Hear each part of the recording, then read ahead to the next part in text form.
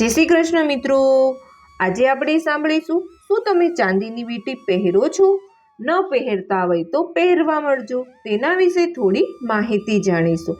જો તમને વિડીયો પસંદ આવે તો લાઈક કરો, શેર કરો અને સબસ્ક્રાઈબ કરો। નંબર 1, જો તમે ચાંદીની વીંટી પહેરો છો તો તે તમારા શરીરમાં વાત, કફ અને પિત્તનું સંતુલન જળવાઈ રહે છે।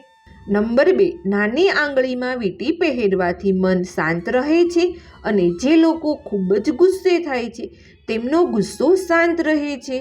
નંબર 3, તમને જણાવી દઈએ કે ચાંદીની વીંટી પહેરવાથી તમારી માનસિક ક્ષમતામાં વધારો થાય છે।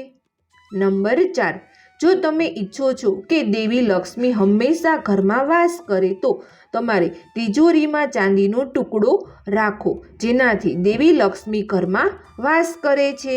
નંબર 5, જો તમે ધાર્મિક વિધિઓ સાથે તમારા જમણા હાથમાં નાની આંગળીમાં ચાંદીની વીંટી પહેરો છો તો તમારી સુંદરતામાં વધારો થઈ શકે છે।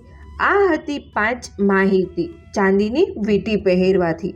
તો આ વિડીયો તમને જરૂરથી પસંદ આવ્યો હશે તો તેને લાઈક કરો, તમારા સગા સંબંધીઓને શેર કરો, સબસ્ક્રાઈબ કરો અને કોમેન્ટ બોક્સમાં જરૂરથી જય શ્રી કૃષ્ણ લખો।